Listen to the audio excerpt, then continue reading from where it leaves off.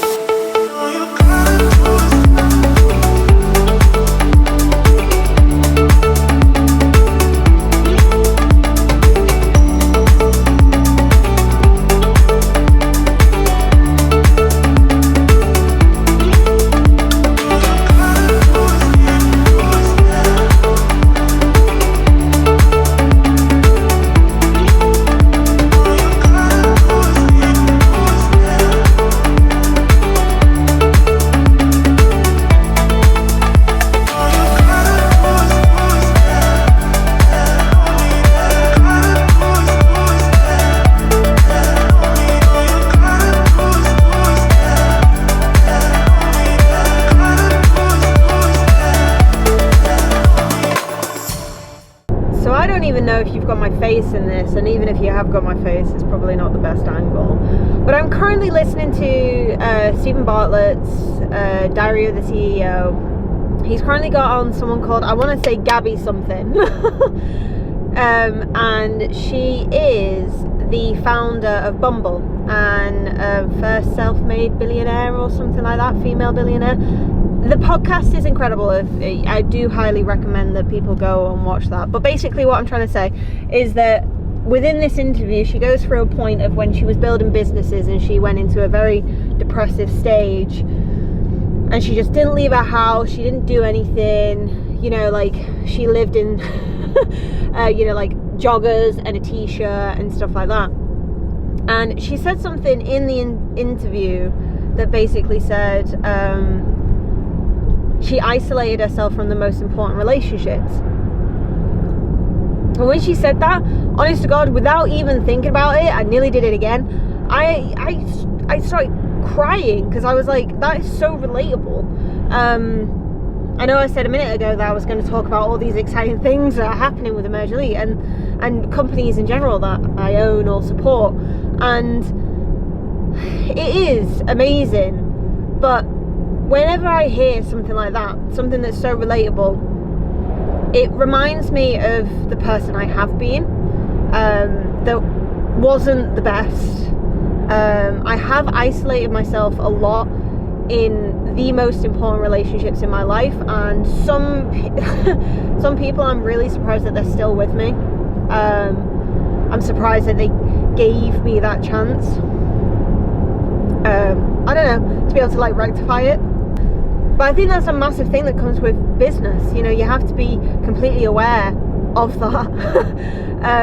Business is really lonely, and it can be incredibly isolating, and it feels like you're drowning most of the time, especially when things are moving. Like the last year, I hate to be a negative Nancy about it because this year's been absolutely incredible, but there have been times this year where I felt so on my own, because I don't know how to communicate it, or I don't, you know, there's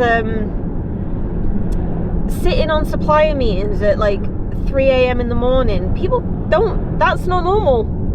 That's not general conversation that you have with people, you know, in respect of like feeling like I'm drowning. Like this year has moved so quickly and expanded my own visions, my own business aspirations and stuff, and also the opportunities that I've been able to have so exponentially that like I literally feel like I'm drowning sometimes because I'm finding it difficult to keep up.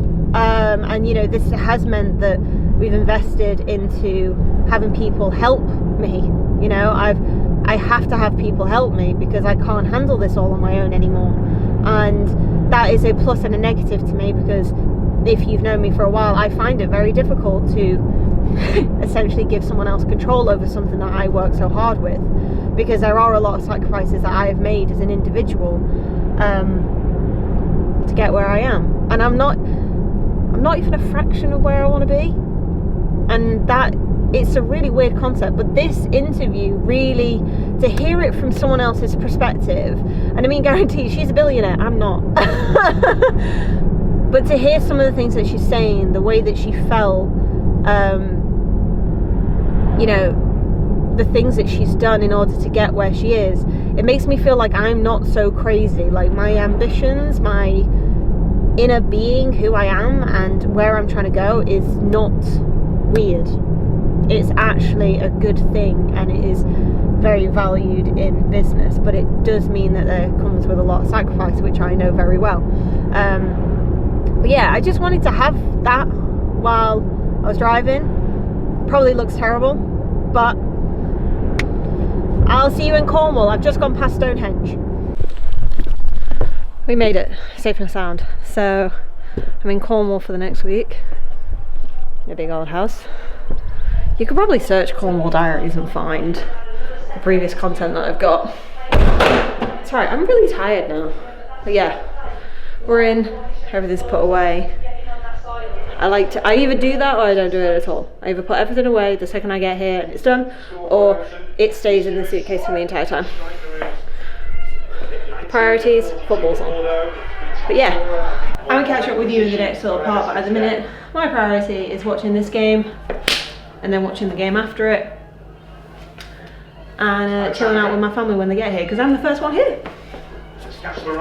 Got my slippers on already. It's good life.